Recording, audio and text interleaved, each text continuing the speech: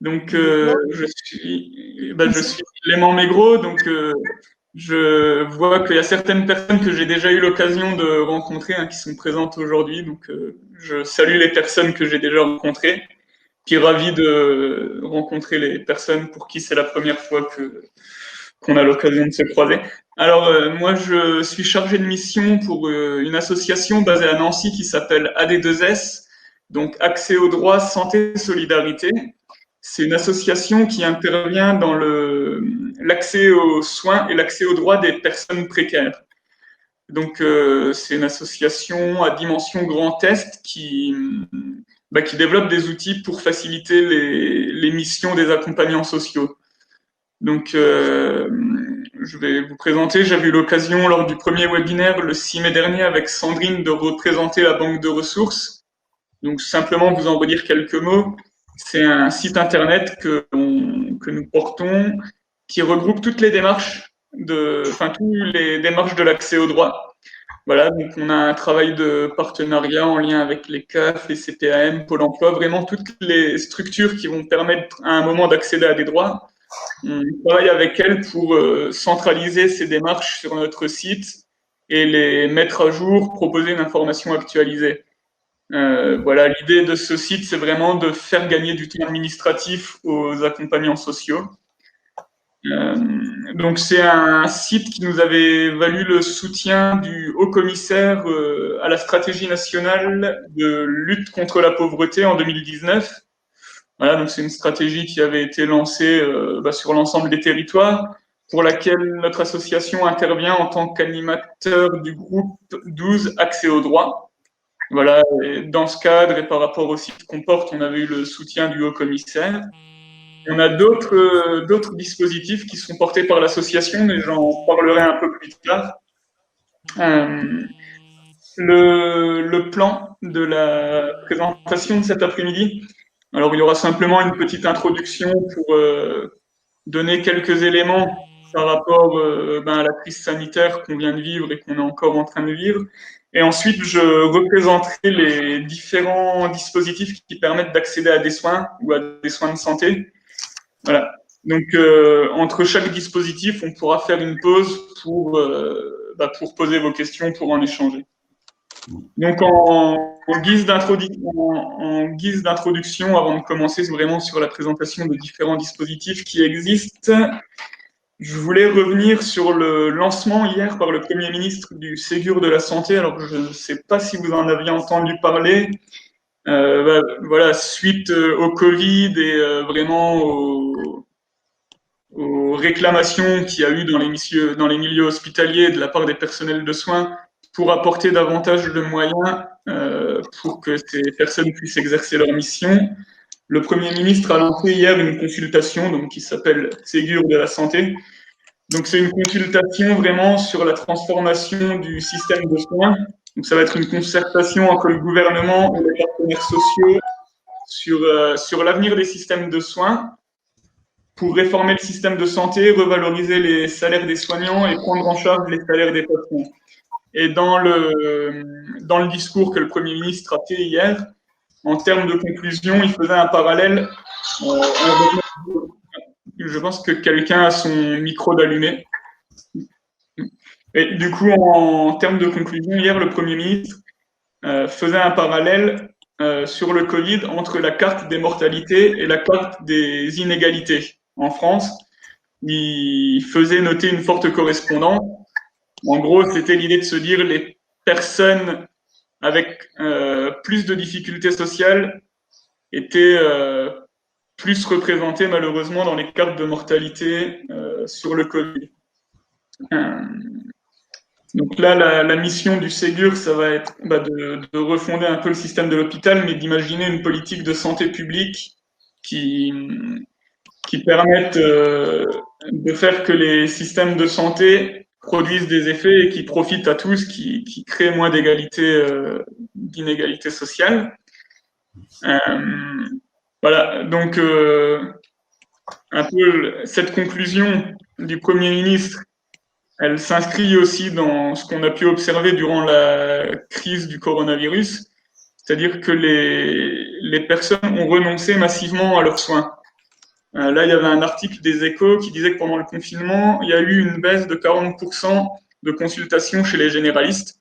Il y a d'autres spécialités qui ont cessé d'exercer aussi pendant le confinement. C'est le cas des dentistes, c'est le cas des kinésithérapeutes, par exemple.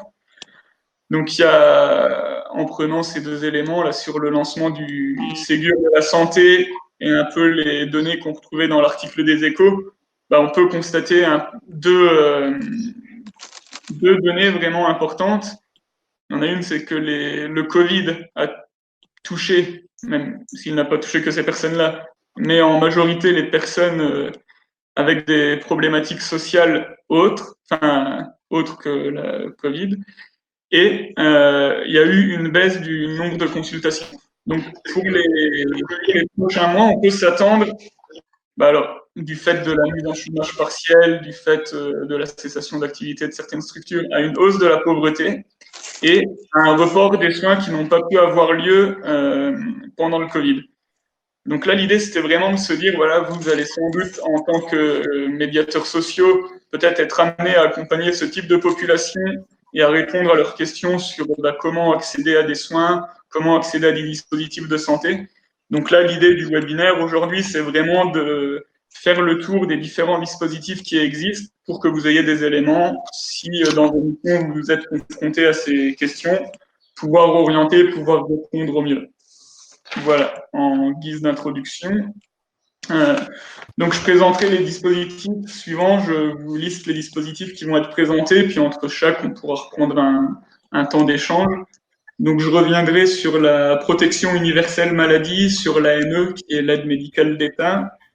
Je représenterai, alors excusez-moi, voilà.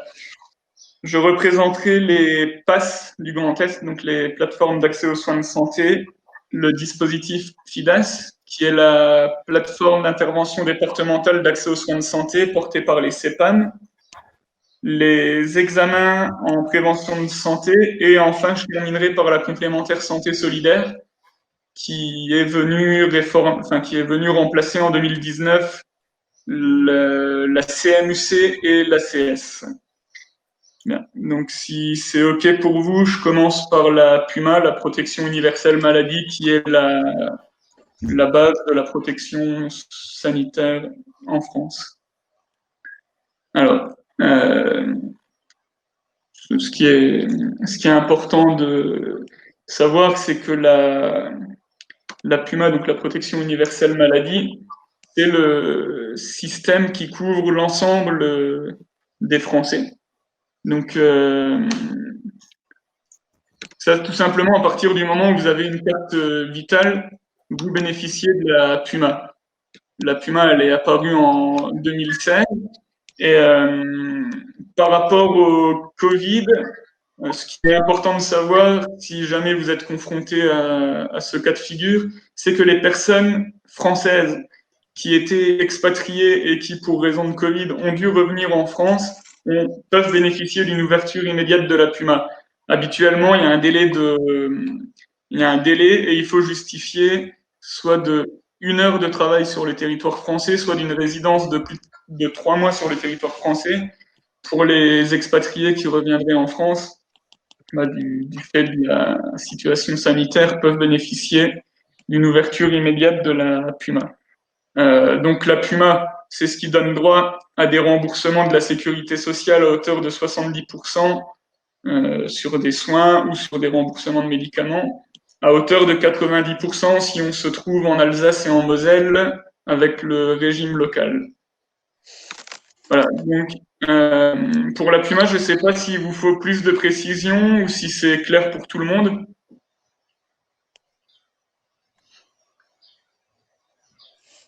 Ah, si c'est bon. Oui, quelqu'un voulait prendre la parole? Non, je souhaitais juste les inciter à ne pas hésiter à poser les questions, hein, aussi sur le chat. Et puis même en direct, vous pouvez tout à fait activer votre micro et poser les questions directement, ce qui rendrait notre discussion plus intéressante, je pense, pour Clément aussi. Oui, comme on n'est pas tellement nombreux, on peut vraiment prendre le temps ensuite aussi d'approfondir chaque point, donc ça, il n'y a pas de souci. Donc voilà, donc la Puma, c'était simplement un rappel, c'est vraiment la base en fait, pour bénéficier d'une couverture santé euh, pour des personnes françaises ou en tout cas ayant des papiers. Pour les personnes en situation irrégulière sur le territoire français, vont pas pouvoir bénéficier de la Puma, elles bénéficieront de l'AME, ce qui est l'aide médicale d'État. Donc l'aide médicale d'État, c'est ce qui... Pardon. L'aide médicale d'État, c'est un dispositif qui permet, voilà, ce que je disais, aux étrangers en situation irrégulière de bénéficier d'un accès aux soins. Donc il faut une condition de résidence stable et de ressources. Donc il y a un formulaire à remplir pour pouvoir en bénéficier. C'est un droit qui est attribué pour 1 an et le renouvellement doit être demandé chaque année. Donc c'est pareil, avec l'arrivée du Covid et des différentes réformes qui ont été prises, ça a introduit des changements. Donc là, actuellement, pour des personnes qui seraient bénéficiaires de l'AME et qui auraient un droit qui se terminerait entre le mois de mars et le 31 juillet 2020, leur droit à l'AME sera prolongé de 3 mois automatiquement à la date de la fin de leur droit. Donc si par exemple une personne a l'AME et que son droit devait se terminer au 31 juillet, donc il sera prolongé août, septembre, octobre jusqu'au 31 octobre. Et ensuite, la personne devra refaire une demande à nouveau.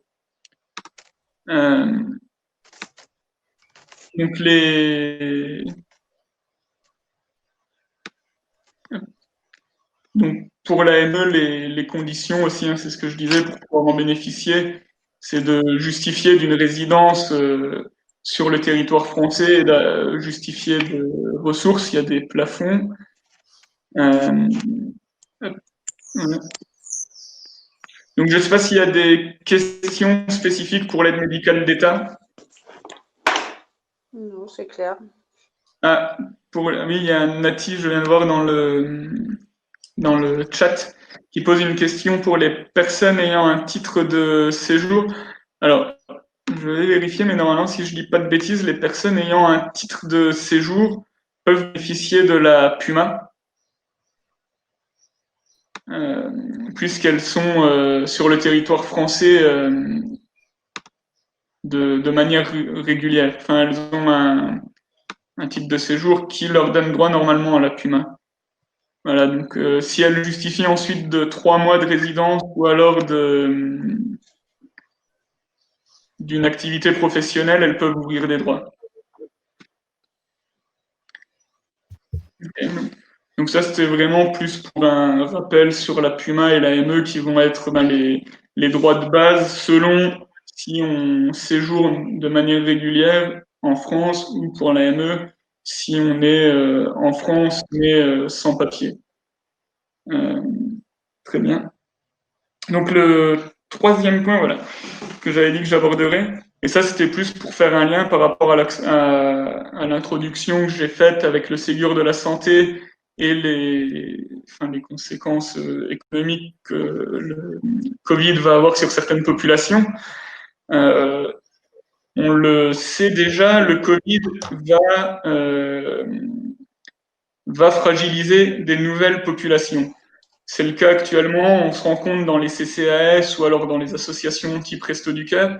Tous les jours, il y a des nouvelles populations qui viennent solliciter des aides, notamment des aides alimentaires, parce qu'elles ont eu une baisse de revenus significative.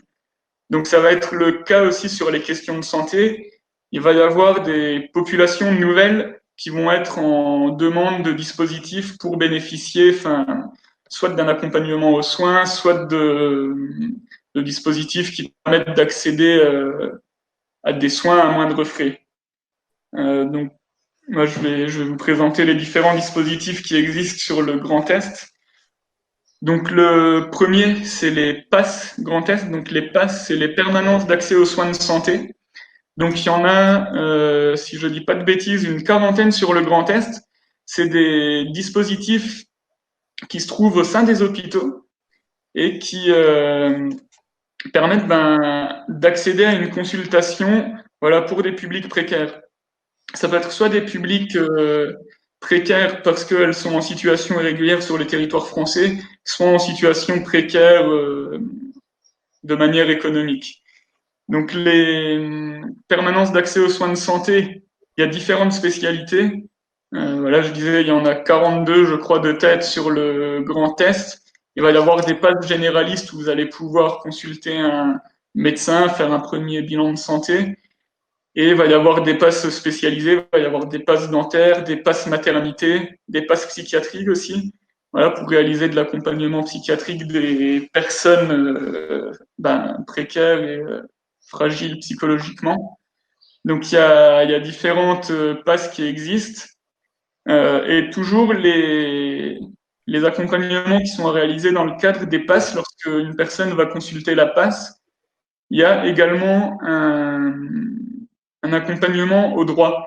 Il y a toujours un bilan un peu des droits sociaux de la personne qui va être effectué par un travailleur social. Oui, du coup, il y a Issa qui pose une question. Est-ce que les droits concernent aussi les personnes en situation irrégulière? Alors oui, une personne sans papier, étrangère, enfin migrante, qui est là en France, peut très bien se rendre dans une passe, il n'y a pas de souci. Actuellement, les passes, en tout cas, c'était le cas de la passe de Nancy qui se trouve dans l'hôpital, hein, comme je le disais. Elle a dû adapter son fonctionnement par rapport à la crise sanitaire. Il faut prendre rendez-vous au préalable par téléphone pour pouvoir consulter. Donc ça, je vous enverrai à la suite de ce webinaire un document qui recense vraiment, c'est un annuaire avec toutes les passes, les différentes spécialités sur chaque territoire avec les contacts. Ça, c'est pareil, si vous êtes amené à orienter une personne que vous accompagnez vers la passe de votre territoire, le mieux, c'est de prendre contact avec par téléphone au préalable pour savoir s'il faut prendre un rendez-vous ou si la passe refonctionne normalement maintenant depuis le déconfinement.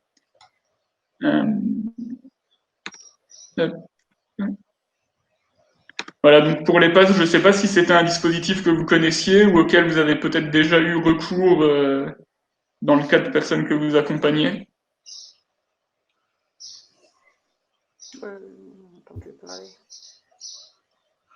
Il y a quelqu'un qui... Oui, Aïcha qui voulait prendre la parole, je crois. Oui, moi j'avais juste une petite question. Le pass, est-ce que, en fait, moi j'ai deux enfants qui sont arrivés sur le territoire français, donc actuellement en situation irrégulière, et je me posais la question en ce qui concerne les vaccins, etc. Donc je suis en train de faire un petit peu quelques recherches à savoir justement s'il y avait quelque chose pour des mineurs. Est-ce qu'il faut les orienter vers le PASS aussi, ou est-ce qu'il y a des associations de médecins bénévoles? Des mineurs non accompagnés, alors, ou c'est des... En fait, ce sont des mineurs qui viennent rejoindre leur papa qui est déjà sur le territoire français. Okay. Le papa étant régularisé. Oui. C'est ce que je disais, hein, pour la passe, il n'y a pas de conditions particulières, c'est vraiment destiné à des publics en précarité ou alors en situation irrégulière, donc il n'y a pas de critères d'âge, donc à ce moment-là, je pense qu'elle pourrait, les deux jeunes que vous accompagnez pourraient aller consulter la passe pour faire le point avec elle. Il y a les centres de vaccination aussi également qui existent. Je ne sais pas sur les centres de vaccination si elles ont des programmes de vaccination qui vont être disponibles pour ce cas de figure. Pour les centres de vaccination, j'ai un peu moins d'informations. Ouais, je sais pas, moi, j'ai eu l'info par une assistante sociale. Apparemment, il existerait des associations de médecins bénévoles au sein du Secours catholique qui font des vaccins pour ces enfants-là en situation irrégulière. Ouais, même ça, ou alors Médecins du Monde, je pense. Mais la passe, en tout cas, une consultation à la passe peut peut être un moyen aussi de se renseigner sur les différentes choses qui existent et d'avoir un premier suivi. C'est ça qui est intéressant aussi avec la PAS, comme ça se trouve dans les hôpitaux, lorsqu'il y a besoin et c'est aussi pour ça que les PAS se trouvent dans les hôpitaux, ça permet, lorsqu'il y a besoin de recourir à une ingénierie ou à des machines peut-être un peu plus lourdes, ça permet d'avoir accès au matériel de l'hôpital.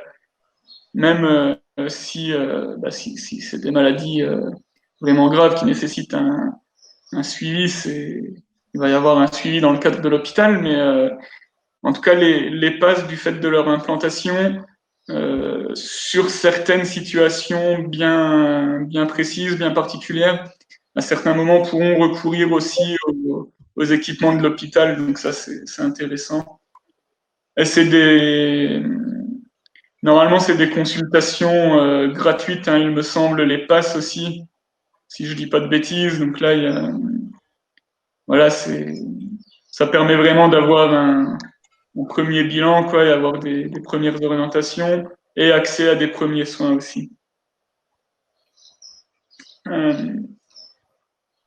Du coup, dans la suite des passes, je vous disais, hein, je vous enverrai les annuaires avec les différents contacts des passes sur le Grand Est et un récapitulatif un peu de leur mission.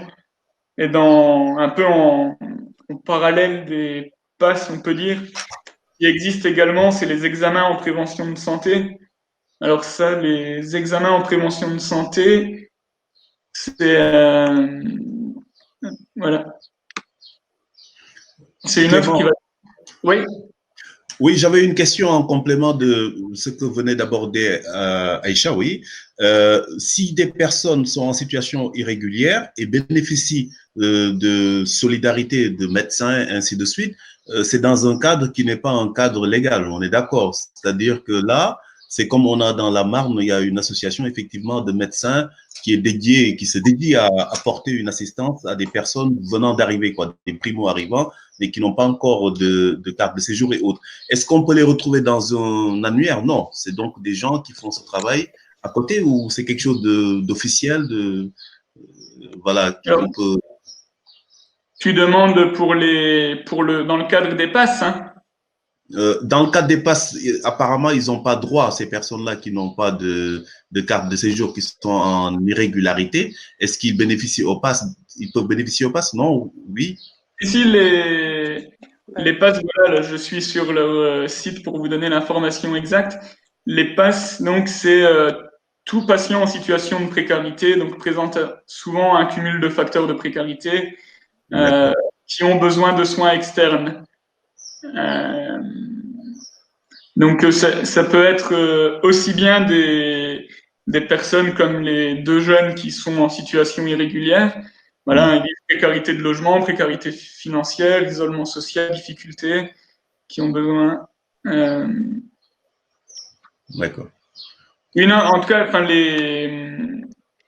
les passes, c'est voilà, l'idée, c'est offrir un accès aux soins, un accompagnement aux soins, aux patients dans la perspective d'un retour à l'offre de soins de droit commun. Ce soin peuvent ne pas être facturés si le patient ne peut pas bénéficier d'une couverture maladie au moment de la réalisation des actes. Donc si une personne comme les deux jeunes là, qui viennent d'arriver en France, peuvent consulter la PAS. Et ensuite, si la PAS n'est pas en mesure de réaliser les vaccins, devrait pouvoir les orienter vers d'autres partenaires. Il y a Aïcha qui voulait compléter peut-être ou poser une autre question. Oui, non, mais parce que quand on dit la gratuité des soins, je ne sais pas, parce que nous, on a eu justement la mauvaise surprise d'avoir orienté une dame qui venait d'arriver sur le sol français, donc vers La Passe. Il me semble, alors je ne vais pas vous dire de bêtises parce que c'est ma collègue qui a repris le relais, il me semble qu'il doit y avoir un suivi justement de l'assistante sociale qui doit compléter, il me semble, un formulaire ou je ne sais quoi, parce que la dame en fait qui a eu des soins, c'était des soins lourds, très coûteux, elle a eu quand même quelques mois après la mauvaise surprise de recevoir une très très grosse facture de l'hôpital. Donc, voilà, donc la gratuité. Alors, Voilà. c'était, oui, parce que les soins qu'elle a reçus, ensuite s'inscrivaient vraiment dans un parcours d'hospitalisation, je pense, et Oui, c'était oui, ça, c'est la facture. Quand, à mon avis, quand il parle de gratuité pour les consultations à la passe, ça va être les premières consultations et d'accord, la pose d'un premier diagnostic, certainement. d'accord, oui, c'est bien ça. Ensuite, effectivement, sur s'il y a des soins lourds, Oui. oui, je pense que là, ouais, il y aura une. Ah oui, oui, parce que je vous dis, la pauvre dame, bon, après, voilà, elle a eu quand même un cancer, donc il y a eu des séances de chimiothérapie, de tout ça. Puis ben, malheureusement, au bout de quelques mois, on s'est aperçu qu'elle avait reçu quand même une facture de 8 000 euros. Ben, je peux vous dire que voilà quoi. Donc ça, il faut vraiment le savoir que dès le départ, voilà, je pense que parce qu'on nous avait expliqué un petit peu qu'il aurait fallu que l'assistante sociale en fasse la demande ou remplisse un formulaire Ouais, pour bien pouvoir sûr. avoir une prise en charge. Mais oui, c'est étonnant que bon, elle n'ait pas eu enfin, de devis, ou en tout cas qu'elle n'ait pas été prévenue au préalable du coût de ces soins. Elle a dû être prévenue, mais comme il y a encore une fois, il y a eu la barrière de la langue, cette dame-là, elle Ouais, n'était pas accompagnée, donc à mon avis, elle a dû être prévenue, mais malheureusement, elle n'a peut-être pas compris. Et d'accord. je vous dis, quand elle est arrivée avec les courriers, puis qu'on s'est aperçu au bout de quelques mois que c'était les factures de l'hôpital, et donc on continue encore à faire des courriers et voilà, et des recours pour pouvoir effacer sa dette, mais voilà, il faut le savoir aussi, quoi. C'est important de le savoir. Ouais, ouais, non, je pense qu'il faut être vigilant. Effectivement, la Vigilant. passe va permettre, bah, sur des premières consultations, voilà, d'avoir accès à quelque chose de gratuit. Après, effectivement, sur des traitements beaucoup plus longs et plus lourds comme cette dame, effectivement, là, je pense que ça sort du cadre de la passe. Mm. Et donc, à ce moment-là, se Informé. renseigner sur le coût que ça va avoir. Mm. Et du coup, voilà ce que je disais un peu enfin, en plus ou en parallèle de la passe, il existe d'autres dispositifs, voilà, pour des personnes qui pourraient être à un moment éloignées des systèmes de soins, enfin des parcours de santé en tout cas. Donc là, j'ai présenté la passe qui se trouve dans les hôpitaux. Il y a un autre dispositif qui s'appelle l'examen en prévention de santé, qui est porté par l'assurance maladie. Et ça, c'est pareil, l'examen en prévention de santé, c'est un examen gratuit auquel on peut avoir recours une fois tous les 5 ans ou une fois tous les ans si on est en situation de précarité et qu'on a plus de 16 ans. Et bah là, c'est pareil, c'est vraiment l'idée de faire un bilan sur sa santé et aussi sur sa situation et de pouvoir être réorienté dans un parcours de soins classique à la suite de cet examen de santé. Donc, ce qui est intéressant, c'est par exemple pour les jeunes qui ont entre 16 et 25 ans, l'examen de santé, il peut être porté sur des thèmes. Donc, il y a les addictions, bien-être, vie affective et sexuelle, activité physique, par exemple. Euh, voilà, les examens pour les jeunes peuvent être un peu orientés sur ces thématiques en fonction de ce que le jeune va exprimer, un peu de ses besoins. Euh, Donc, dans chaque examen de prévention de santé, il va être aussi accompagné d'un temps d'échange avec des professionnels. Donc, il y aura professionnels administratifs, infirmiers, dentaires. Euh, voilà, ça va permettre pardon, vraiment de réaliser un bilan complet et de pouvoir orienter ensuite au mieux la personne. Euh, Ça, c'est ce que je disais, hein, une offre qui est gratuite, soit une fois toutes les 5 ans pour les personnes sans difficultés particulières, ou alors pour des personnes plus en situation de précarité, ça peut être une fois par an un examen de santé gratuit. Euh, donc j'avais repris un peu, c'est là, les lieux où ça peut être, par exemple en Meurthe-et-Moselle, c'est le centre de médecine préventive qui se trouve à Vendeuvre-les-Nancy ou à Longwy, qui peut réaliser cet examen en prévention de santé. Donc il faut simplement les contacter et prendre rendez-vous. En Moselle, ça va se faire à Metz. Par exemple, j'ai vu qu'il y avait des personnes de la Marne qui étaient là, donc ça va être à Reims, Châlons, Vitry, dans les Vosges, c'est à Épinal et Saint-Lié. Donc voilà, à chaque fois, ça se fait un peu dans les chefs-lieux du département. Et bah ça, c'est pareil, c'est vraiment l'idée. Ça s'adresse à des personnes, ça par contre, qui sont en situation régulière, qui vont être déjà affiliées à l'assurance maladie, mais qui ne seraient pas allées consulter depuis plusieurs mois, depuis plusieurs années pour X raisons. Là, ça va un peu leur remettre le pied à l'étrier et permettre de faire un check-up de leurs problèmes possibles de santé. C'est gratuit, voilà, c'est pareil. Je ne sais pas s'il y a des remarques ou des questions par rapport à ce dispositif ou si vous le connaissiez déjà. N'hésitez pas, hein, l'intérêt de l'échange dépend aussi de votre capacité à contribuer. La parole est libre, on est que 8 là. Je fais mon commercial, excuse-moi. Ah, pas de problème.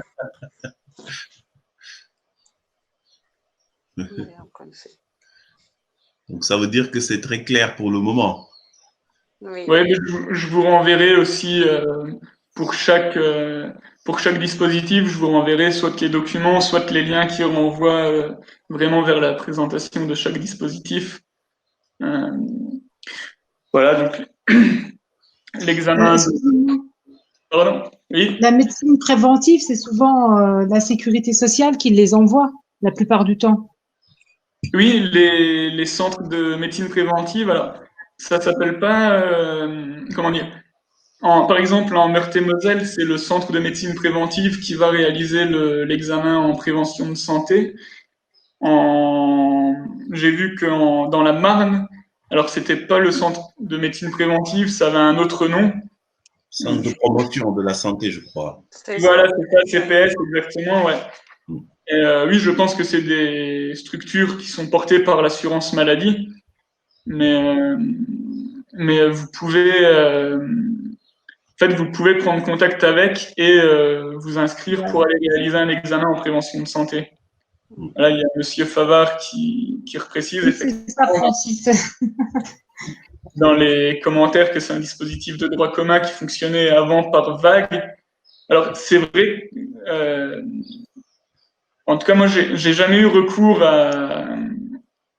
à cet examen en prévention de santé, mais pour la génération de mes parents, par exemple, qui vont avoir autour de 60 ans, c'était quelque chose où chaque année, en fait, ah, c'est vrai, j'entends des personnes qui rigolent, mais c'est parce qu'on doit être des anciens. Ah, mais c'était quelque chose de beaucoup plus répandu. Je pense maintenant que les générations peut-être plus jeunes y ont moins recours, mais fut un temps, c'était, comment dire, on n'allait pas là-bas en pèlerinage, mais on y allait assez régulièrement, c'était quelque chose d'assez répandu. Et non, alors Nati demande si c'est chez le généraliste l'examen en prévention de santé. Alors, ça se fait pas chez le généraliste, hein, c'est ce que je disais, ça se fait dans des centres de prévention. Dans des centres où en fait vous allez retrouver un infirmier, un médecin, un dentiste, quelqu'un avec un profil peut-être plus d'accompagnant social pour faire le point sur vos droits également. Et voilà, l'examen va porter sur vraiment sur vous, votre santé, si vous avez des maladies cardiovasculaires, du diabète, voilà, ça va être quelque chose centré sur vous. Voilà. Après ça, je sais pas s'il y avait d'autres personnes qui souhaitaient apporter des compléments peut-être sur cet examen en prévention de santé ou qui ont peut-être eu déjà recours ou alors orienter des personnes. Oui, moi j'oriente souvent des personnes. En fait, moi les résidents à Doma le reçoivent automatiquement et puis voilà, on les regroupe en fait et on fait voilà, on complète les rendez-vous et puis ils y vont. Les résidents à Doma, c'est des personnes migrantes, hein, si je me trompe pas, c'est ça? Non, c'est des personnes de toute origine. Et puis, je vous dis, c'est des personnes âgées. Enfin, les résidences maintenant accueillent tout public, hein, mais je vous dis, la plupart, on va dire 50% des résidents à Doma, ce sont des personnes âgées. Et je vous dis, automatiquement, tous les ans, ils reçoivent le formulaire de la sécurité sociale, les invitant faire justement un bilan de santé. D'accord. Alors, il y a Aigle France-Lise qui dit qu'elle n'entend plus rien. Moi, j'entends. Est-ce que les autres, vous entendez? J'entends aussi. Oui, on entend. Donc, regardez si vous n'avez pas coupé votre micro, Aigle France-Lise. Merci pour vos réponses. Franck, je confirme, Clément, je confirme, hein, moi aussi, je me sens vieux du coup parce que j'ai bénéficié 2 fois de ça quand j'étais dans les Greta. Et pourtant, Ah, je mais suis pas de la génération. Tout est relatif. Hein. je pense que, en tout cas, oui, je pense que pour les générations qui ont la trentaine, c'est peut-être pas quelque chose auquel on pense forcément, en tout cas, l'examen en prévention de santé. À mon avis, une fois qu'on en a fait un, après, effectivement, on va recevoir automatiquement la convocation ou l'invitation à s'y rendre pour les fois précédentes. Ouais. Enfin, mais c'est un dispositif qui n'est pas toujours connu, quoi, en tout cas. Et notamment chez les plus jeunes, parce que nous, on travaille avec les missions locales, donc des jeunes qui vont avoir entre 16 et 25 ans, où la santé, c'est pas la priorité, quoi, pour eux. Et, ils vont pas souvent consulter leur médecin et des fois ils ont quelques problèmes qui laissent traîner. Et ce dispositif, je pense, chez les plus jeunes qui vont avoir entre 16 et 25 ans, c'est pas hyper connu et pour autant ça permet d'avoir un accompagnement qui permet de s'inscrire dans un parcours de soins et c'est toujours bénéfique, quoi. D'autant plus que normalement c'est gratuit si on bénéficie de la PUMA, donc voilà. Bon, il n'y a pas d'autres questions sur le chat, mais je répète encore, hein, n'hésitez pas, prenez la parole et vous pouvez aussi ouvrir vos caméras. Pour Franck, c'est peut-être plus facile de parler à quelqu'un en visu. Donc voilà, c'est libre et l'essentiel, c'est que vous vous sentiez à l'aise et qu'il y ait un échange intéressant et enrichissant. Ouais. Et donc, toujours un peu dans cette idée de permettre à des personnes de se réinscrire dans un parcours de soins ou alors d'accéder à certains soins de santé. Il y a un service mis en place par les caisses primaires d'assurance maladie qui s'appelle la FIDAS. Il va changer de nom prochainement. Oui, quelqu'un souhaitait prendre la parole? Je disais justement que c'était ma prochaine question. Je voulais que vous nous parliez du FIDAS. Ah oui, ben voilà, j'y arrive. Et ouais, du coup, FIDAS, c'est plateforme d'intervention départementale d'accès aux soins de santé. Donc, c'est un acronyme assez compliqué et qui va changer en 2020. Je pense dans le deuxième semestre, va changer d'appellation. C'est un dispositif qui est porté par les caisses d'assurance maladie. Et ça s'adresse au public en renoncement aux soins. Donc l'idée est vraiment très simple. C'est des structures d'accompagnement social, donc des CCAS, des associations, des CHRS, peu importe, qui vont contacter l'assurance maladie pour leur dire, voilà, nous on accompagne telle personne, elle est en renoncement aux soins parce qu'elle a une difficulté à trouver un rendez-vous chez un opticien, parce que son médecin est trop loin de son lieu de résidence, elle ne peut pas se déplacer. C'est une personne qui n'est plus allée consulter depuis X années. Voilà, donc la structure accompagnante va saisir la cellule FIDAS de la CEPAM. Et la CEPAM, dans les 72 heures, en théorie, reprend contact avec cette personne pour essayer de mettre en place un accompagnement personnalisé jusqu'à la réalisation du soin. Donc, pour savoir à quel moment une personne est en renoncement aux soins, c'est par exemple une personne qui va voir son généraliste régulièrement, mais qui n'irait pas consulter son opticien ou son ophtalmo, pardon, parce que trop loin de son domicile, difficulté de se déplacer, difficulté d'obtenir un rendez-vous, ça peut être considéré comme du renoncement aux soins.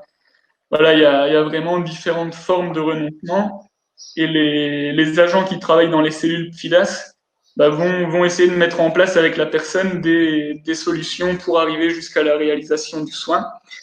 C'est des accompagnements téléphoniques uniquement. Il n'y a pas de rencontre en physique. Ça va simplement passer par du téléphonique et il faut que la personne en question, avant d'être recontactée, ait donné son accord. Donc, vous, lorsque vous accompagnez une personne dans le cadre de vos missions, si vous sentez qu'elle est en renoncement aux soins, avant d'aller reporter son cas à la FIDAS, il faut obtenir bien sûr l'accord de la personne, hein, ce qui est normal. Et ensuite, souvent, il y a soit un questionnaire en ligne, soit un petit document à remplir avec une adresse mail dédiée qu'on va retourner à l'assurance maladie. Et à ce moment-là, les personnes reprendront contact avec la personne en renoncement. Voilà, je disais, c'est un dispositif qui va changer de nom bientôt. Je sais pas, il n'y a pas eu de communication sur le nom qui va être donné. Donc ça, je peux pas vous dire. Mais c'est en tout cas un dispositif qui fonctionne assez bien.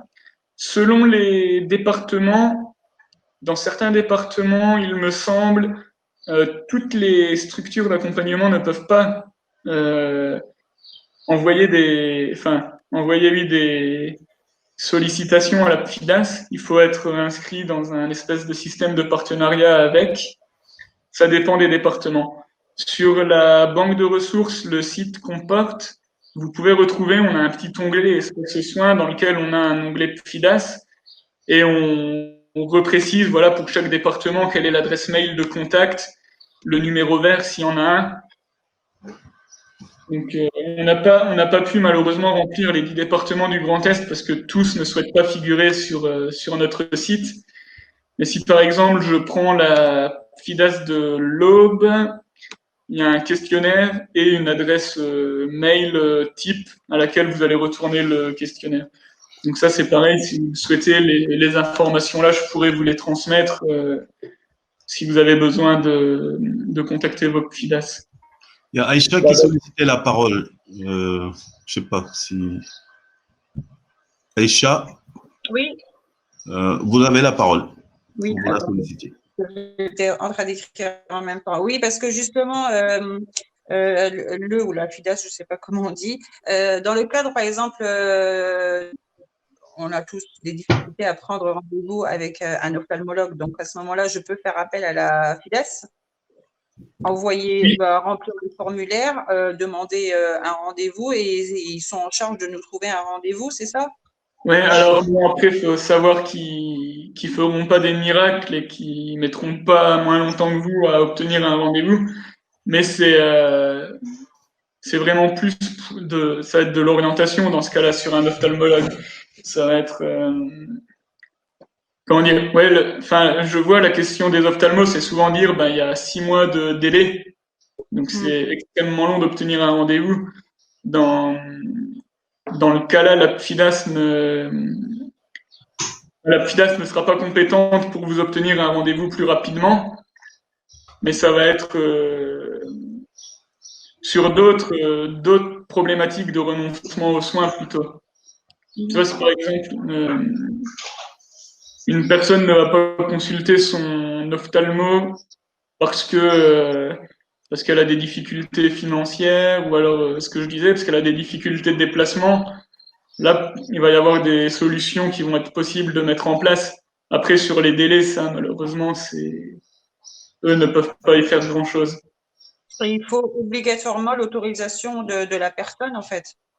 Oui, c'est ça. Avant de déposer en tout cas, avant de solliciter la FIDAS pour leur dire, moi, j'accompagne telle personne que j'estime en renoncement aux soins, il faut que cette personne en ait été avisée et qu'elle vous donne son accord. Si ce n'est pas le cas, si la personne ne donne pas son accord, on ne peut rien faire. Non, en théorie, si la personne n'est pas d'accord pour que vous sollicitiez la FIDAS pour elle, non, normalement, vous n'avez pas le droit de… Il faut respecter la liberté de la personne, normalement, donc non, là, vous n'avez pas le droit. Là, je me fais le représentant de Madame Morvan qui dit toujours face à ce type de questions, on s'arrête. Là, s'arrête le travail de la médiatrice. Oui, on s'arrête. D'accord, mais on s'arrête. Mais justement, moi, j'ai le cas aussi d'un monsieur comme ça qui est complètement en renoncement de soins, qui se laisse mourir à petit feu. Donc, à Mhm. part, je vous dis, j'appelle son médecin traitant qui se déplace pour venir le voir. Et encore, même le médecin traitant, je pense qu'il a baissé les bras. Mais Mhm. je pense que la mission, elle n'est pas complètement accomplie. Donc, Mhm. j'essaie de le faire hospitaliser parce que le monsieur, bah, il perd du poids, il mange plus, il se laisse complètement mourir. Mhm. Mais dans ce cas-là, bah, on ne fait rien. En fait, ma mission, elle s'arrête là. Bah, après, Comme ça. si vous, comment dire, si vous arrivez à convaincre cette personne de la laisser, de vous laisser prendre contact avec la PFIDAS pour elle, Mhm. c'est très bien. Après, simplement, la PFIDAS va reprendre contact de manière téléphonique avec elle. Mais si la personne elle-même n'est pas décidée à, À se faire ben, soigner. à avoir recours à des solutions, bon là c'est compliqué parce que ça arrive. Les agents de la FIDAS euh, vont essayer de tout mettre en œuvre pour arriver à une solution, mais des fois ça arrive aussi qu'elles tombent sur des personnes qui sont un peu récalcitrantes, qui de leur côté non plus ne fassent pas d'efforts bah, pour suivre un peu ce qui va être mis en place. Donc là, je veux dire, après, si la personne elle-même n'est pas volontaire pour, Se faire comment? soigner. Ouais, voilà, pour avoir recours à des soins, bon, là, Mhm. je veux dire, on peut pas la forcer non plus, quoi. On peut lui proposer de se faire accompagner par la finesse, mais au-delà, voilà. Bah, Ok. je sais pas, là, dans le cas de cette personne, c'est-à-dire qu'elle sort pas de chez elle, j'imagine, elle souhaite pas aller consulter, il n'y a pas de. Complètement ça. Mm. Ouais, ouais. Après, ouais, c'est ça aussi. Il y a différents dispositifs qui existent, mais si de l'autre côté, la personne n'a pas la volonté, peut-être, Mm. de recourir, bon, là, malheureusement, c'est compliqué, quoi. Ouais. Euh, Merci. Bah, de rien. Je sais pas si d'autres personnes avaient des questions sur la finance ou si c'était un dispositif que vous connaissiez. Il y en a pas sur le chat en tout cas. Donc, Oui, non, je vois, ouais. Ouais, c'est un dispositif qui a maintenant un an, non, 2 ans maintenant, la PFIDAS. Donc ça reste quand même relativement récent, mais c'est amené vraiment à se développer, à se démocratiser là dans les années à venir. Alors pendant la période de confinement, le service de PFIDAS s'était mis en pause pour, bah, pour travailler sur d'autres missions en lien avec le Covid. Là, les cellules reprennent leur travail, donc elles sont en mesure à nouveau de proposer des accompagnements téléphoniques pour essayer de trouver des solutions pour les personnes en renoncement. je peux poser une question justement, Clément, par rapport à ça. Si on compare par exemple au décrochage scolaire, on a entendu récemment que les publics décrocheurs, le confinement a intensifié les choses plus ou moins. Est-ce que par rapport au renoncement de soins, la période de confinement a amplifié le phénomène ou pas? Ah oui, oui, bah c'est ce que je disais en introduction. En fait, là, pendant la période de confinement, les consultations chez les médecins généralistes ont baissé de 40%. Donc, soit parce que les personnes avaient peur de se rendre chez leur médecin, de peur d'être contaminées par le Covid, ou alors ne souhaitaient pas déranger leur médecin en pensant qu'elles avaient d'autres choses plus importantes à faire, notamment en lien avec le Covid. Donc, il y a eu une grosse baisse de fréquentation des médecins et une grosse baisse des recours aux soins. Par exemple, nous, on travaille, on porte à AD2S, on porte une offre qui s'appelle la garantie santé, qui est une offre de complémentaire santé, avec laquelle on est en partenariat avec une mutuelle, Acoris Mutuelle. Et Acoris Mutuelle me disait, eux, de leur côté, habituellement, en temps normal, par semaine, iront en bourse à leurs assurés, enfin à leurs bénéficiaires, 160 000 €, je crois, de soins par semaine. Ils étaient tombés à 40 000 € durant le confinement. Donc ça prouve bien en fait qu'il y a eu une baisse vraiment drastique du recours aux soins pendant le confinement. Voilà, pour les raisons que j'évoquais, soit peur de déranger les professionnels, soit peur de se contaminer avec le Covid.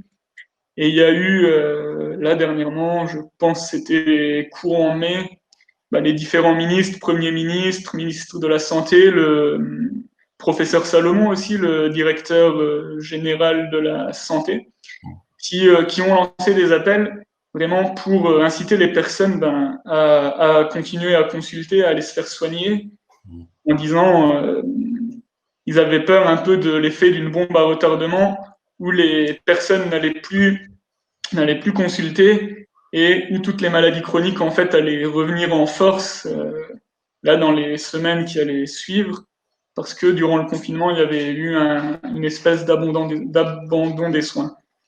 La CEPAM notamment prévoit pour tous les malades chroniques qu'ils accompagnent, donc diabète, etc. Ça représente 11 millions d'assurés. Ils vont envoyer un courrier là dans les prochains jours, je pense, pour les inviter à les consulter en fait. Parce 11 qu'ils sont millions en période de confinement ou 11 millions, c'est le chiffre même en période normale? Non, 11 millions, c'est le chiffre de personnes malades chroniques. Chronique. Je ne saurais pas dire toutes les maladies que ça représente, mais en tout cas, l'assurance maladie a dans ses fichiers 11 millions de personnes atteintes d'une maladie plus ou moins grave.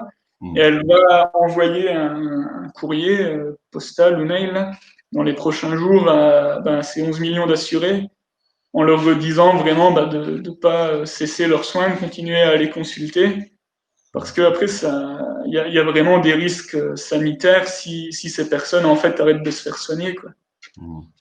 Du coup, oui, un peu le renoncement aux soins, oui, c'est un peu non, c'est même beaucoup amplifié durant le confinement, quoi.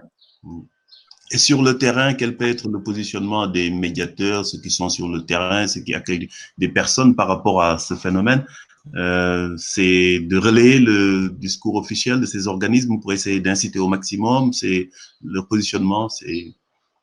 Oui, moi je pense, et c'était aussi un peu l'idée de mon intervention aujourd'hui, c'est d'avoir connaissance des différents dispositifs qui existent pour avoir recours aux soins si on se retrouve dans une situation un peu compliquée, un peu précaire. Et donc, c'est vraiment encourager ces personnes à faire appel à ces dispositifs. La plupart du temps, c'est des dispositifs gratuits qui sont mis en place soit par des CPAM, soit par des organismes d'État. Donc, ne pas hésiter à y faire appel pour avoir un premier bilan, un premier accompagnement et pouvoir accéder à ces soins in fine, quoi. Mais comme je suis bavard, je continue. Une dernière question, tu permets? Oui, je t'en prie, je t'en prie. Mais elle s'adresse à nos participants. Est-ce que vous avez des indicateurs qui vous permettent d'identifier ce type d'attitude, des choses que vous observez et qui vous permettent de dire là, on est dans le cadre éventuellement d'un renoncement? Est-ce que vous avez des indicateurs, des indices qui vous permettent d'identifier cela?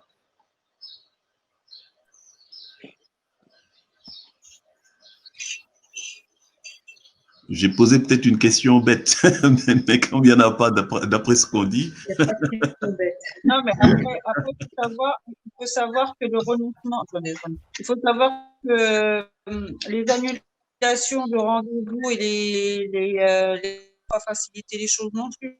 Parce que pour ma part, il y a beaucoup de personnes qui avaient des rendez-vous juste avant le confinement, juste avant cette crise-là, et puis ils se sont vus tous recevoir des annulations, des reports de rendez-vous, et en fait, ces personnes-là avaient quand même des pathologies assez lourdes, et pour eux, dans leur tête, si ça a été décalé, c'est que je ne suis pas si malade que ça, et il a fallu, prendre un peu le relais sur ça, leur expliquer que non, ça a été décalé parce que il y avait la crise et tout, mais que par la suite, il fallait quand même continuer les soins. Et ça, franchement, ça n'a pas aidé du tout. Oui, effectivement. Pendant la crise du Covid, moi, j'ai rencontré plusieurs personnes qui avaient peur de consulter. Donc, ils annulaient carrément leur rendez-vous. Je leur disais que c'était pas la meilleure façon de faire. et qu'il valait au moins consulter leur généraliste, au moins faire le nécessaire, pour le minimum. Merci, Marianne. D'autres contributions? Non, je pense qu'on peut avancer, Clément. Ok, ça marche. Alors, du coup, on arrive au dernier point sur un peu les dispositifs qui existent en matière d'accès aux soins. Donc j'avais représenté la PUMA, l'AME, et ensuite 3 dispositifs qui permettent un peu de se raccrocher à un parcours de santé, donc la PAS, la PFIDAS et l'examen en prévention de santé. Le dernier point, c'est sur la complémentaire santé solidaire, qui est un dispositif, encore une fois, porté par l'assurance maladie. La complémentaire santé solidaire qui est entrée en vigueur en novembre 2019 et qui est venue remplacer la CMUC et la CS. Voilà. Je ne sais pas si ça parle à tout le monde, je vais en redonner des précisions de toute manière sur la complémentaire santé solidaire. Pardon? Je ne connais pas du tout. Ah, très bien. Ça ne me parle pas. On va découvrir ça ensemble tout de suite. Oui, du coup, ce que je disais, la complémentaire santé solidaire, c'est entré en vigueur en novembre 2019 et ça remplace l'ancienne CMUC et l'ancienne ACS. ACS aide à la complémentaire santé. Voilà, la complémentaire santé solidaire, c'est une offre de complémentaire en plus de la protection de base qu'on a à l'assurance maladie.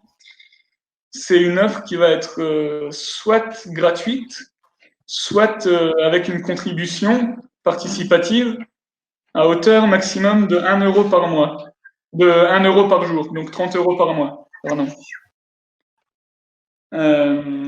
Voilà, donc comme le dit Francis Favard, ça vient, la complémentaire santé solidaire, en remplacement des 2 dispositifs d'avant, CMUC et ACS.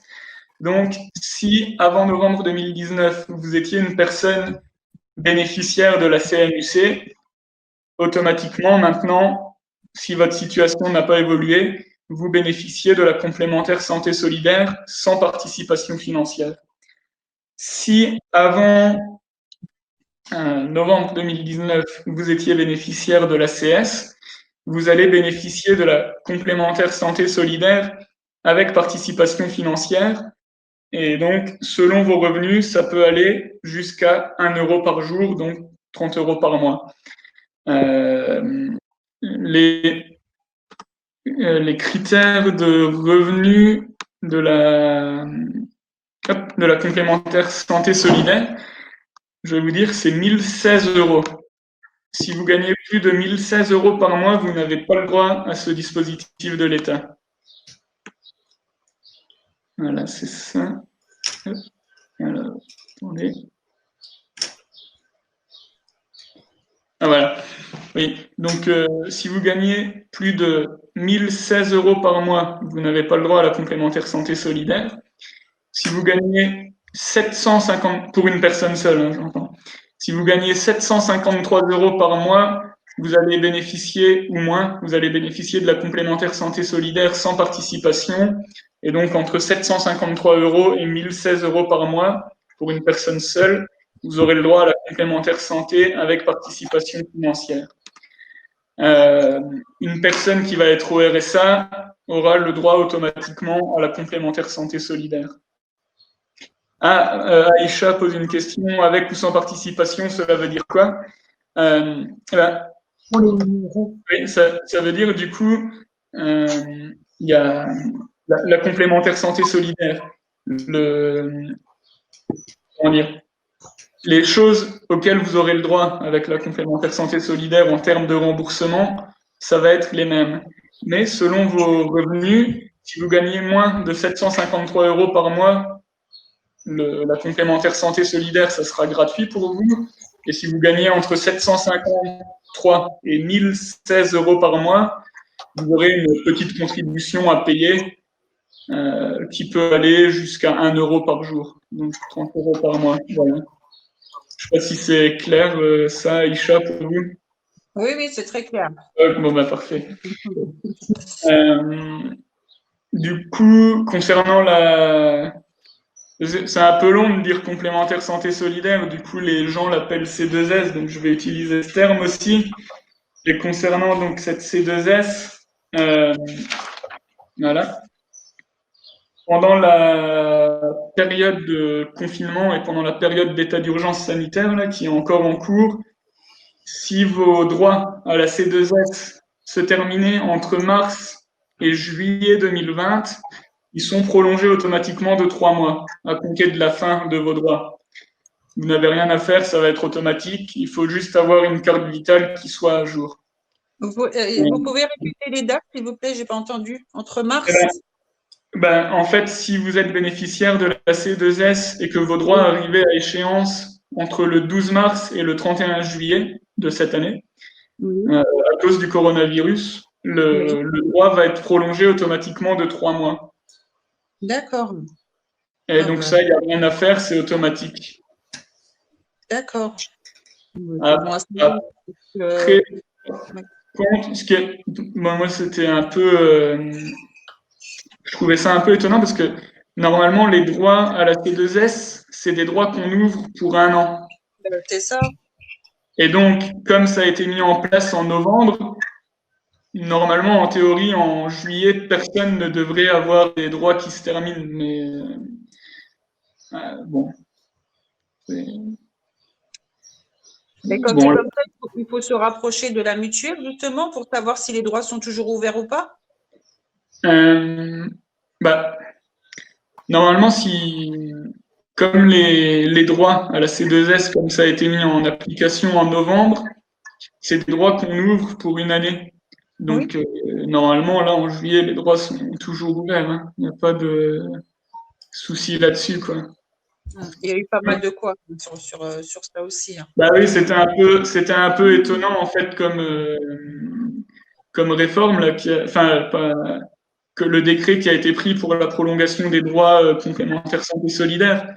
C'est vrai que c'était un peu étonnant parce que, en théorie, les droits ne peuvent pas arriver à échéance en juillet, puisqu'ils auront moins d'1 an, donc ils courent encore. Bon, c'est comme ça, donc après,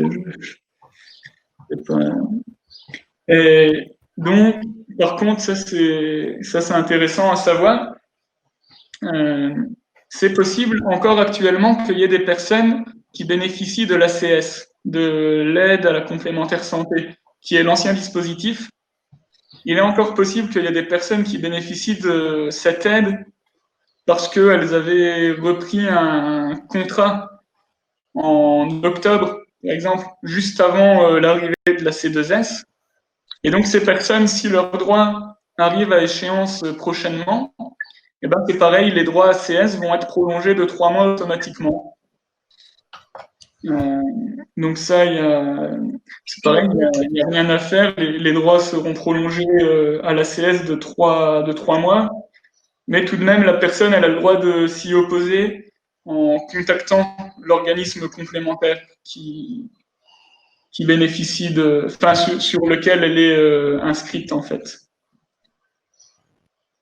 Voilà. Donc, la complémentaire santé solidaire, j'ai un peu digressé par rapport aux différentes réformes qui ont été prises avec le coronavirus, mais la complémentaire santé solidaire, en gros, c'est une simplification des dispositifs qui existaient avant pour ne faire qu'un dispositif qui va permettre à des personnes précaires d'accéder à une offre de complémentaire santé. La complémentaire santé solidaire, elle peut être soit gérée par l'assurance maladie, soit par un organisme de complémentaire. Donc, il y a une liste sur Internet, vous pouvez retrouver une liste des organismes de complémentaires autorisés à gérer les contrats C2S. Donc, par exemple, en Lorraine, ça va être les mutuelles Acoris et Harmonie, il me semble, qui vont pouvoir gérer des contrats C2S. Donc, ce qu'il faut bien faire attention, si jamais vous orientez, vous, dans le cadre de vos missions, des personnes vers la complémentaire santé solidaire, il faut être vigilant si vous les orientez vers des organismes de complémentaires, type Acoris, Harmonie ou autre. Il faut être vigilant à ce que ces mutuelles n'essayent pas de proposer d'autres produits en plus à la personne. Ça arrive malheureusement peut-être assez fréquemment où bon, on est une mutuelle, on va accueillir les personnes, mais on va essayer de leur refourguer une petite extension de garantie ou je ne sais trop quoi en plus pour lui vendre des produits en plus. Donc ça, en théorie, les personnes qui bénéficient de la C2S n'ont déjà pas des gros revenus, donc il faut être vigilant qu'elles ne souscrivent pas en plus d'autres produits. Voilà. Du coup, le renouvellement de la C2S, si une personne y est bénéficiaire, il doit être fait 2 mois, au minimum 2 mois avant l'expiration du droit. Et donc, c'est une demande qui va reprendre, pareil, les conditions de ressources de la personne pour savoir si elle est toujours éligible à ce droit. Dans le cas où une personne ne serait plus éligible à la C2S, l'organisme de complémentaire par lequel elle était gérée en étant à la C2S est tenu de lui faire une offre de sortie. Donc, je m'explique. Si par exemple, en 2019, vous bénéficiez de la complémentaire santé solidaire, on va dire en 1er janvier 2020, vous n'aviez plus le droit, vous étiez à la complémentaire santé solidaire chez Acoris Mutuelle.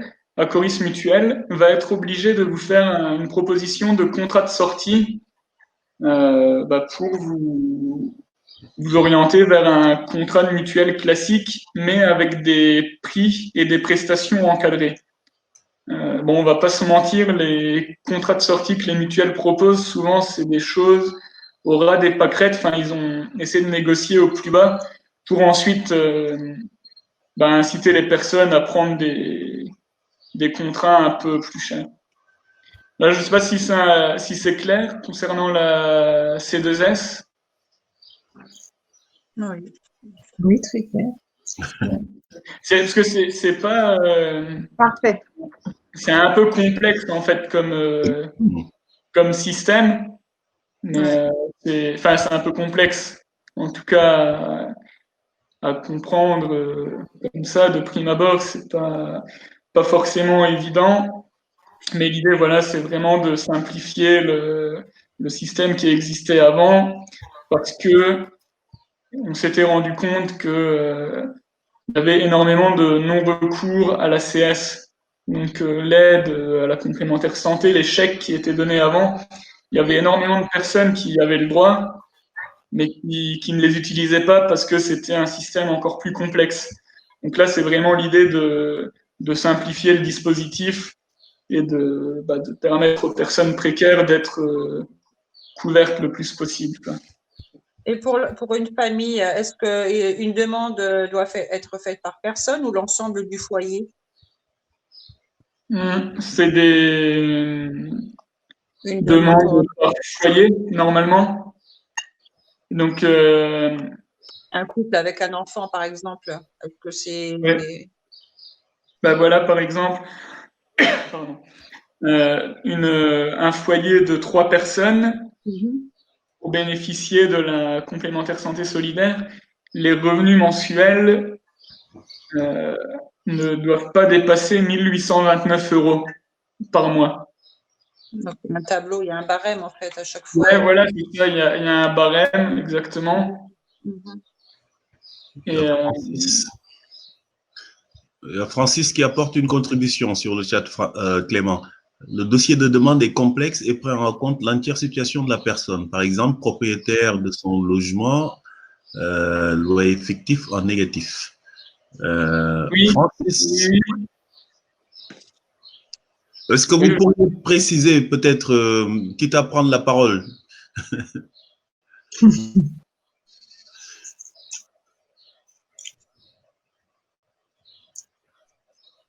Ah, peut-être qu'il n'a pas de micro, Francis, peut-être. Tu vois de quoi il veut parler? Pas de souci.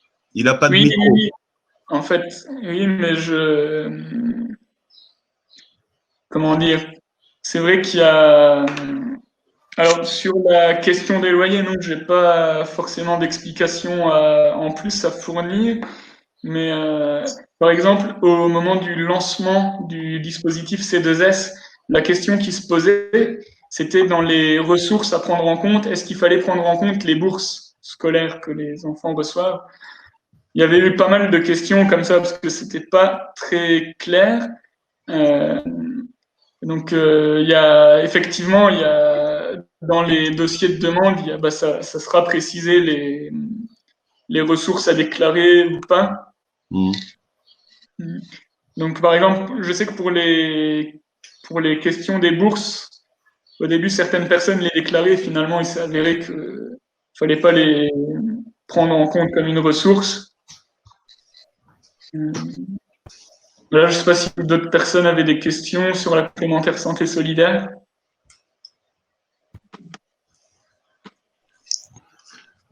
Ou si pareil, de la même manière, si vous avez déjà eu à accompagner des personnes sur ce dispositif.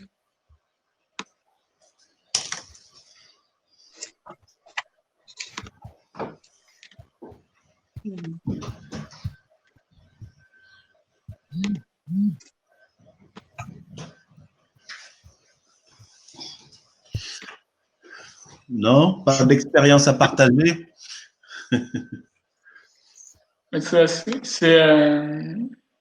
Comment dire, c'est un dispositif qui est relativement récent et il y a Francis qui a apporté une contribution concernant les loyers. Donc, cela veut dire que le demandeur est propriétaire, on considère qu'il bénéficie d'un avantage en nature, quelle que soit la valeur ou l'origine du logement. Très bien, merci Francis pour ce complément. Du coup, oui, c'est ce que je disais, c'est un dispositif relativement récent, donc pour lequel on peut faire le choix d'être géré soit par l'assurance maladie, soit par un organisme complémentaire autorisé à gérer des contrats de complémentaire santé solidaire. Voilà, je pense la principale information, en tout cas, si dans vos missions de médiateur vous êtes vous êtes amené, pardon, à accompagner des personnes à remplir des dossiers de complémentaire santé solidaire, c'est de bien faire attention au moment du choix de l'organisme de complémentaire de gestion, de faire attention qu'elle ne propose pas d'autres options en plus qui vont venir alourdir la note. Parce que, comme je le disais, ça s'adresse à des personnes qui n'ont pas forcément des gros revenus, donc voilà, c'est pas la peine de leur rajouter en plus des choses qu'elles vont devoir payer.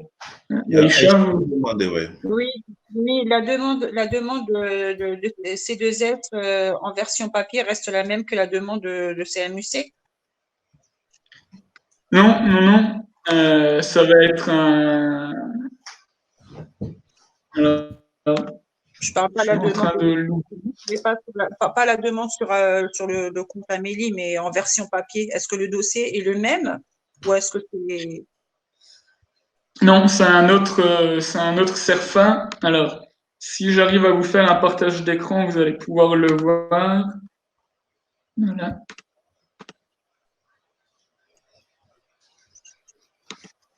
Alors, voilà. Je ne sais pas si là vous voyez mon écran. Je vous ai affiché le Serfa de demande de complémentaire santé solidaire. Oui. Voilà. Donc si vous allez sur Amélie, vous allez pouvoir retrouver normalement le Serfa. Et là, vous allez voir vraiment toutes les instructions avec les ressources aussi que.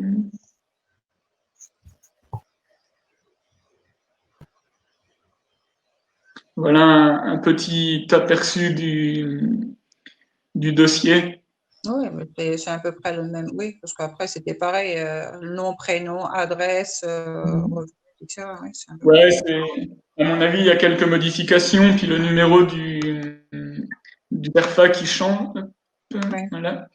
Du coup, faut bien envoyer le bon pour être sûr que ça ne pose pas de problème à la réception du dossier. Mhm. Mais voilà, je ne sais pas s'il y avait d'autres questions ou d'autres contributions sur la complémentaire santé solidaire.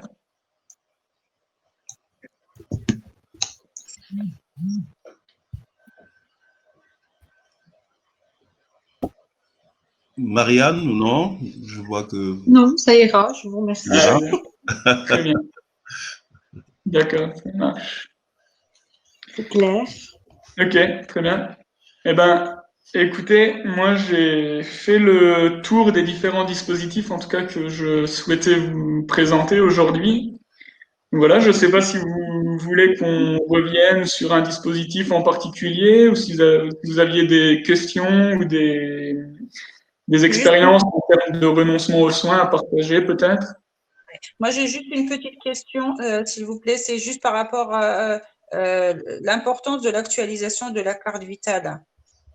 En fait, Oui, pourquoi il est important de mettre à jour à chaque fois sa carte vitale?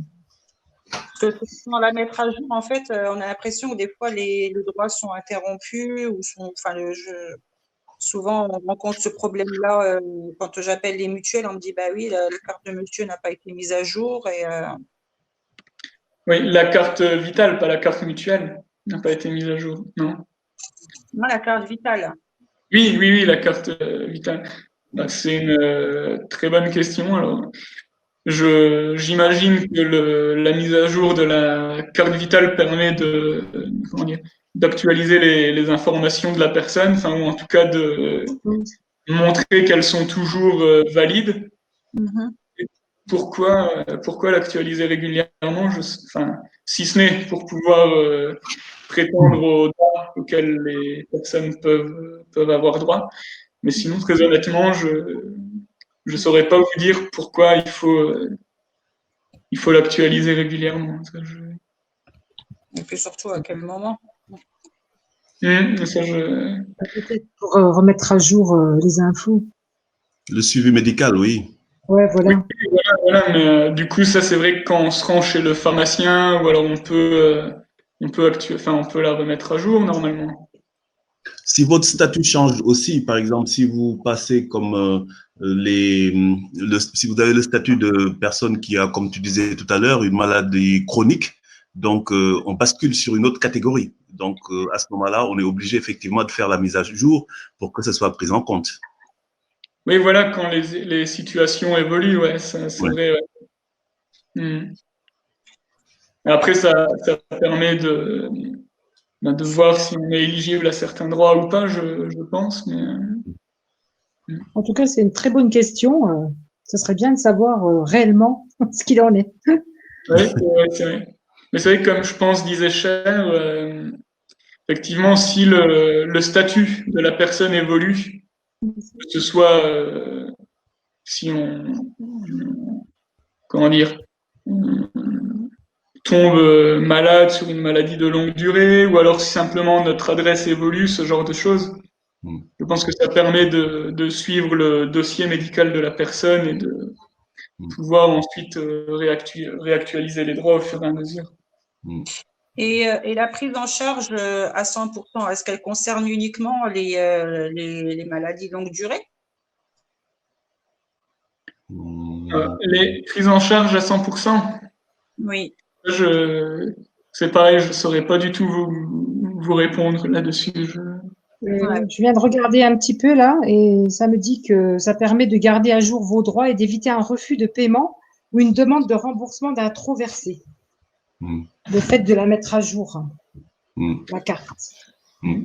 Et justement, concernant, je ne sais pas si certains d'entre vous ont été confrontés à des problématiques liées aux indemnités journalières durant Covid, il y a eu beaucoup de questions, de questionnements, de problématiques par rapport aux indemnités journalières et à leur versement pendant le Covid. Donc c'était une thématique aussi assez complexe sur laquelle moi je n'aurais pas d'éléments. Mais...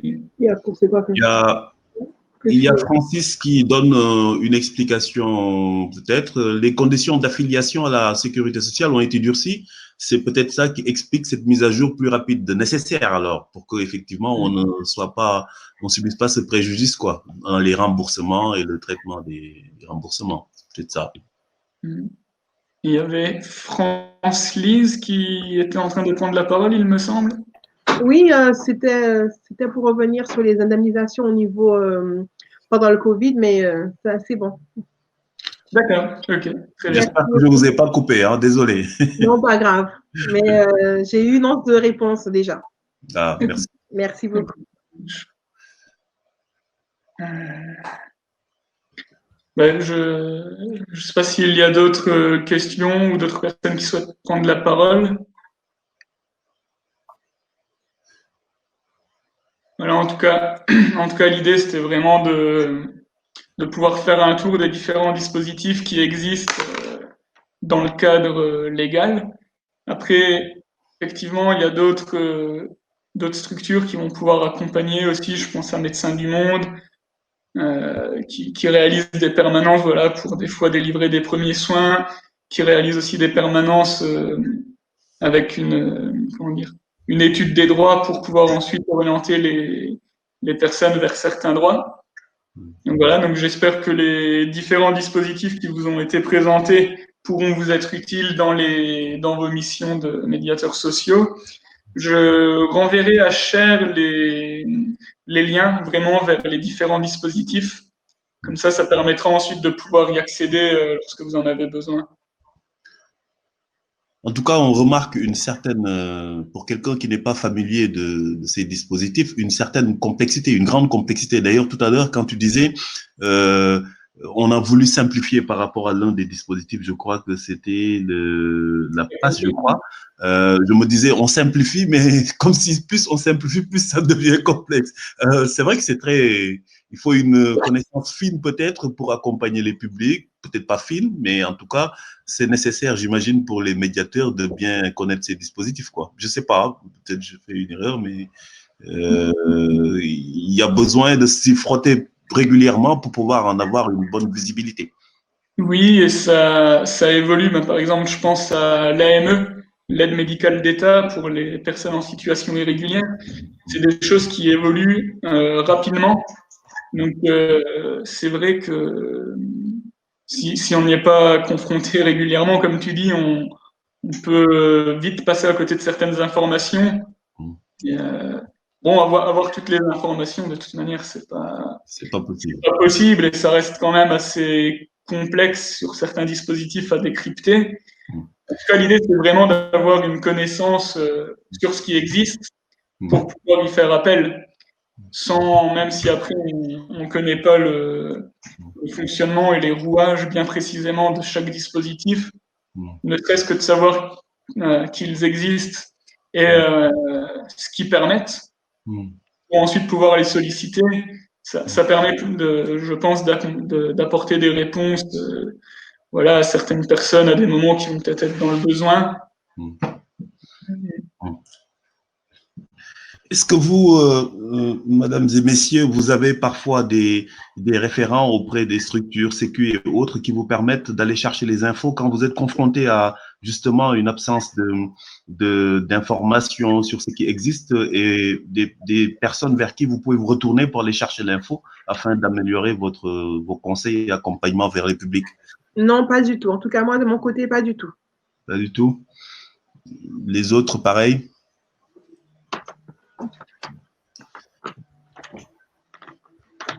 Et vous êtes dans quel territoire, France-Lise? Je suis à Strasbourg. D'accord, ok. Ce que j'allais dire, je pensais à la FIDAS, mais sur la FIDAS du Bas-Rhin, j'ai pas d'éléments finalement. Moi, je connais personne trop. Alors, on envoie des messages, on envoie des mails. Et en général, on essaie de se connecter sur ceux qui travaillent avec les assistantes sociales. Donc, comme ça, on a déjà ce pied à l'intérieur, mais c'est pas forcément évident. Donc, voilà. J'imagine, oui. Parce que c'est vrai que Après, moi, c'est toute nouvelle quand même aussi. Hein. Je suis en poste depuis février et on a eu le Covid après. Mais bon, j'ai fait beaucoup de télétravail et j'essaie là, on a recommencé, j'essaie là de rentrer en contact parce qu'on a beaucoup de personnes pendant cette période qui n'ont pas eu accès aux droits, accès aux soins. Donc, on essaie de faire de notre mieux et les partenaires doivent jouer le jeu parce que on est en période de crise, quoi. Il y a Riyad qui apporte une contribution sur le chat. Clément, je te laisse voir. Oui. Riyad qui dit, en tant que médiateur, les principales difficultés dues au fait de l'impossibilité de transmettre les justificatifs par voie électronique.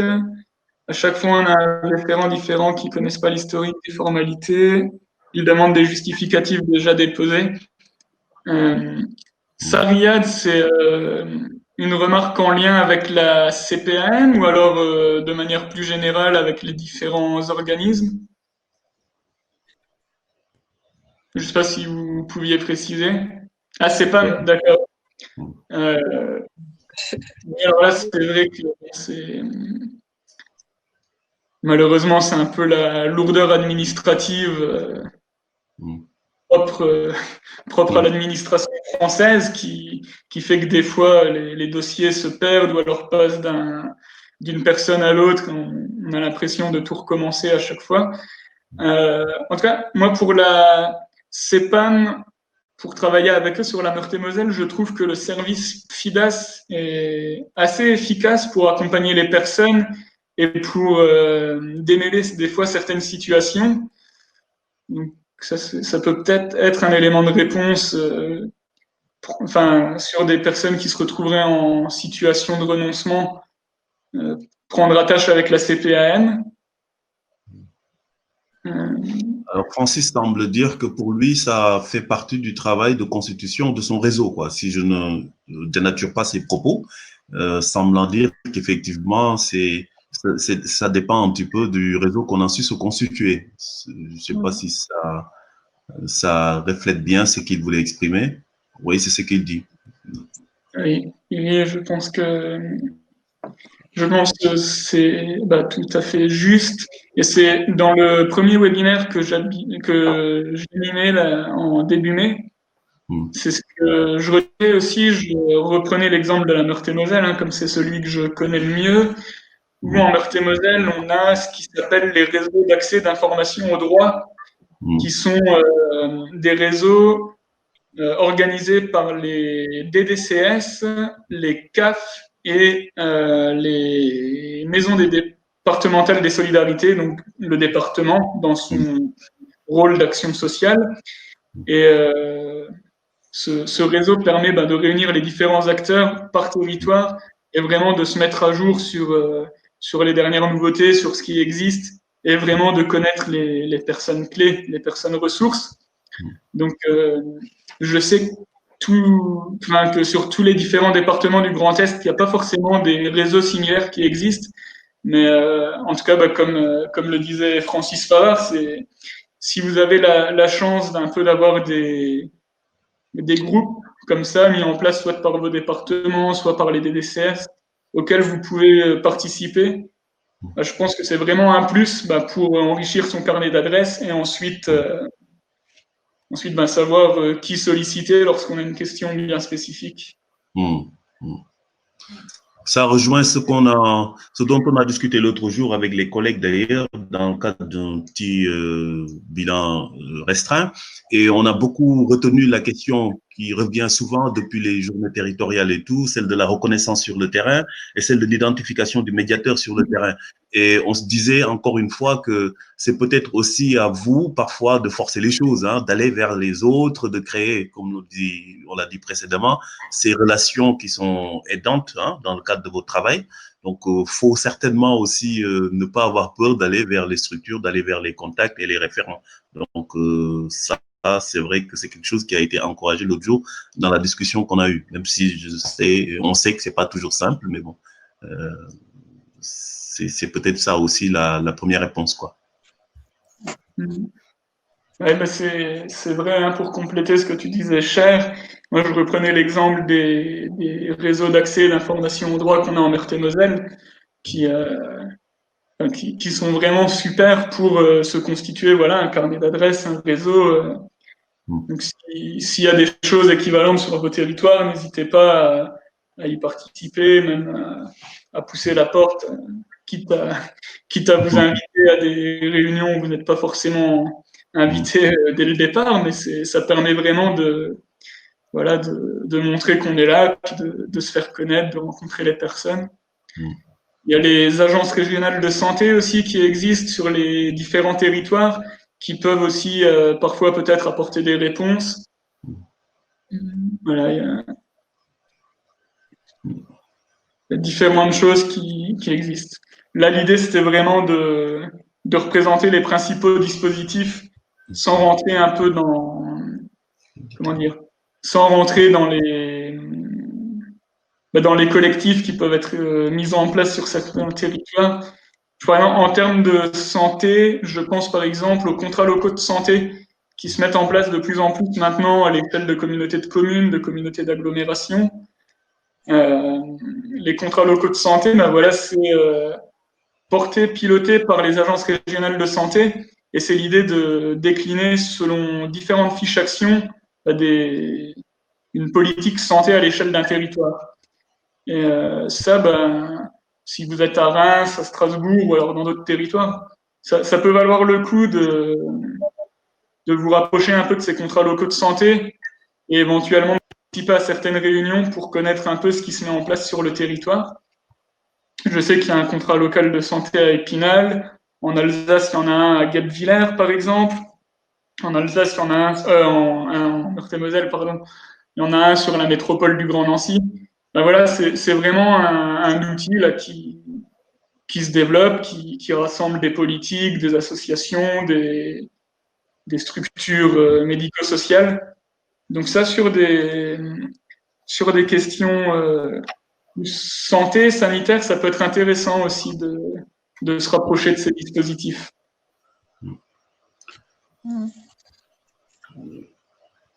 Nous en sommes pratiquement à 14 minutes qui nous restent.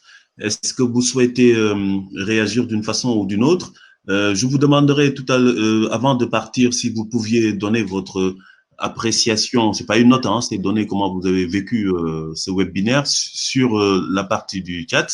Ce sera ensuite exploité comme bilan de cette nouvelle offre qui a été mise à disposition. Mais la parole reste encore disponible pour 5 à 7 minutes si vous avez d'autres contributions à apporter, quoi. Est-ce que, par exemple, vous vous sentez outillé de façon encore mieux pour répondre aux sollicitations sur vos territoires, sachant que, comme toujours, on est dans une nouvelle situation, quoi. C'est une question, moi, que je vous pose pour savoir si ces outils vous aident après aussi. Oui, c'est tout à fait intéressant pour l'accès au droit, pour informer les personnes et leur proposer ce qui convient le mieux à leur situation, dans tous les cas. J'entends une dernière, après je me tais. On dit souvent les moments difficiles donnent des opportunités aux acteurs. Est-ce que la crise que vous venez de vivre, certains d'entre vous se disent, mais voilà, le territoire est à redéfinir vu que la situation a changé, il y a de nouveaux enjeux. Est-ce que vous vous dites que c'est une opportunité pour voilà, redéfinir vos missions, prendre un peu plus d'espace, ainsi de suite? Vous voyez ça comme une opportunité peut-être aussi, non?